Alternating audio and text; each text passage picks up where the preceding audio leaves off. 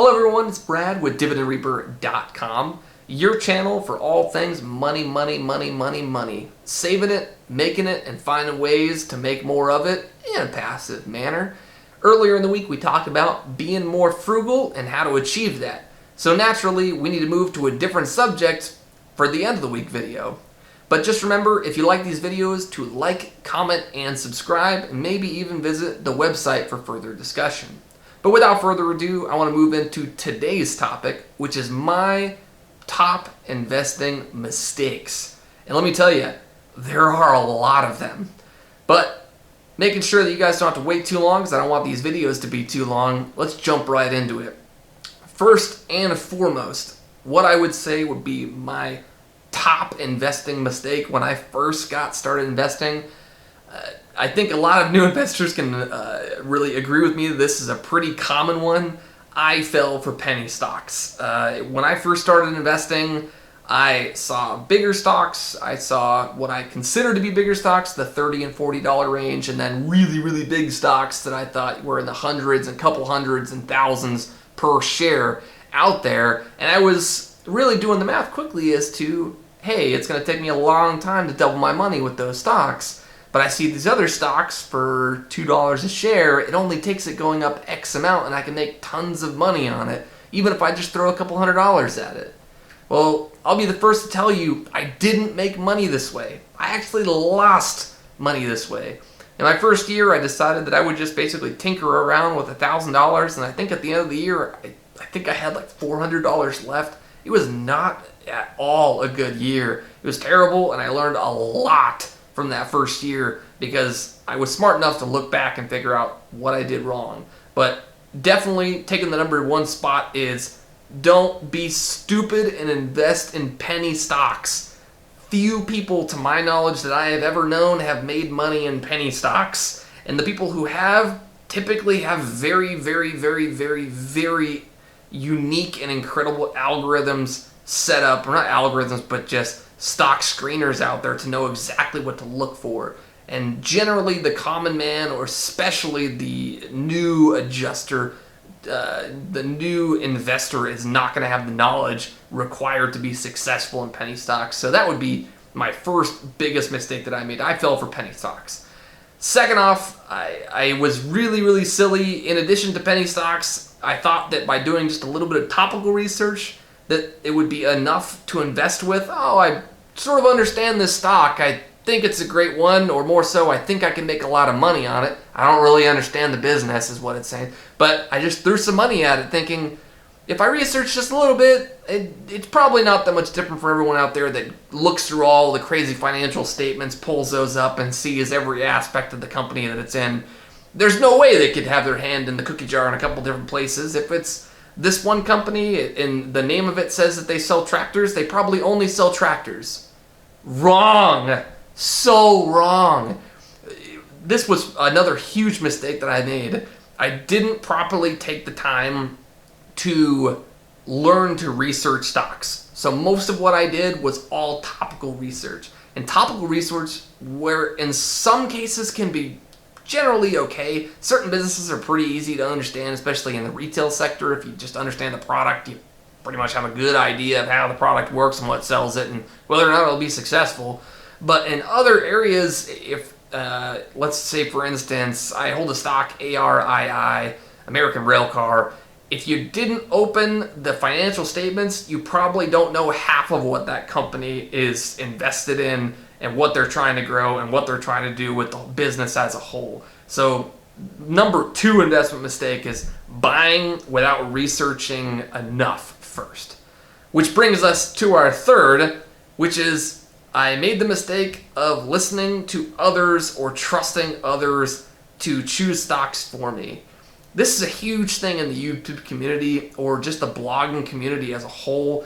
New investors, I find, are super, super, super gullible to listening to someone else's research on a stock. And this is one of the main reasons why I have such a hard time making videos on why you should buy this stock. And that's because usually if you're doing your research may not be anywhere near another person's research. my way of analyzing a stock may completely ignore some of the other items that other investors may be interested in. Maybe mine are right.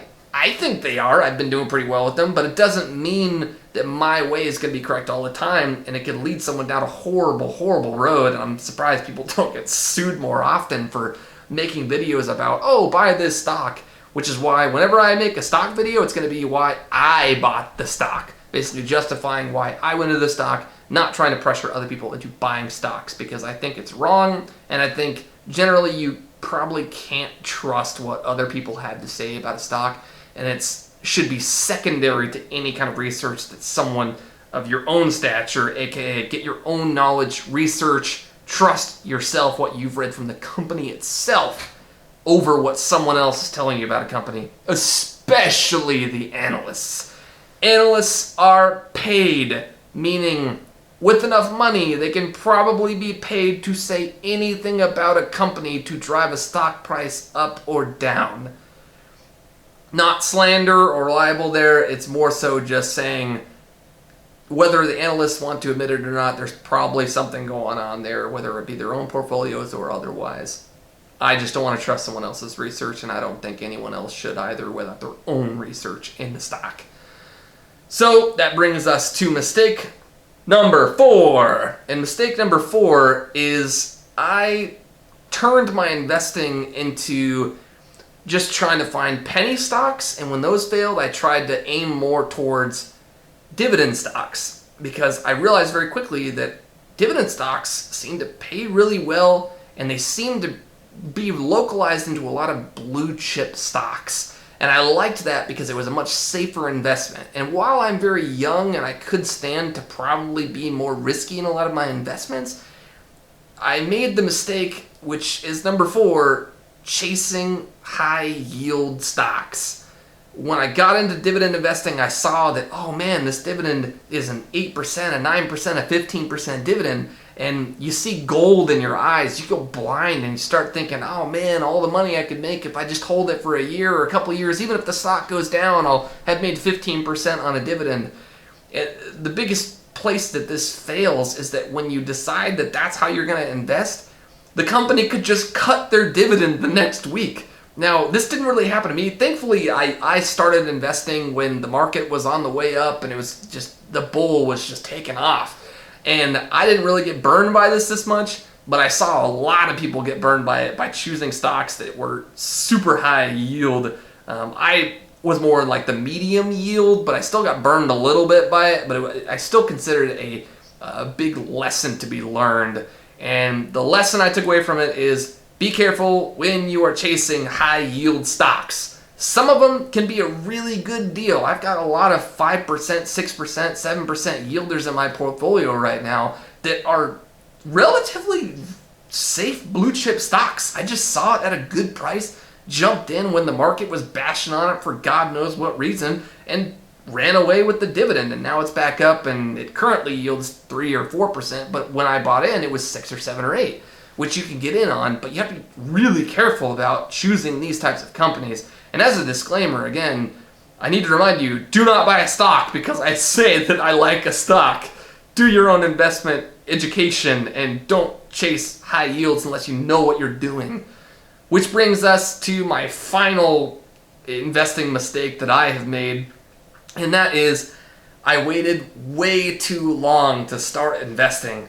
I cannot say this enough, and I preach this all the time to all of my friends that say, I just can't start investing because I hear the market's up, so I shouldn't get in. I waited too long. I missed a huge section of the bull market when I was waiting to get in because A, I felt I didn't know enough, B, I just didn't want to start learning into it, and C, I was just thinking, oh, well, I saw my parents during the recession, all points. The stock market has really, every single time it's dropped, historically, it's gone right back up. Now, it may have taken a while to come back up, but historically, the stock market is like this, and it just generally goes higher. It goes through all the waves and stuff, but anyone that looks at the S&P 500 over a long period of time can see that trend. Don't trust me, look it up. Everyone knows that this is the trend for it. And the longer I waited to enter the market, the more I missed out on the wave that I could have been riding. I mean, God only knows where my portfolio would be if I had just stopped making excuses and learned to invest earlier. So that would be the fifth and final investment mistake I made. All 5 of these have very much made me into the investor I am today, and I consider them lessons learned. While they were mistakes, I learned from them and adjusted how I learned to invest and how I invest today, which is what I can confidently say I suggest to everyone. Learn from my mistakes. Do your own education. Try to avoid penny stocks if you don't understand them. Don't trust others on what they say you should buy. However many YouTube channels there are that say, oh, I know that this is going to take off. For every single one of those, there's another one that drops. Don't chase high yield unless you really know that you're just sitting on a good deal. Like Warren Buffett, it uses his saying is always, I like to buy fair companies at terrible prices, and then Charlie Munger's, which is even better, I like to buy fantastic companies at good prices. Words to live by. And finally, don't wait too long to enter into the market. I waited too long. Just my top 5 investing mistakes that I've come up with. If you like these mistakes, if you've made these mistakes, if you have more mistakes to add that you think could help other people in sharing your story, please share them in the comments section. Love to hear from you. Additionally, if you would like this video to help me spread the word and subscribe for more videos, I greatly appreciate it. But until next week, this has been Brad, and I'm on my way out.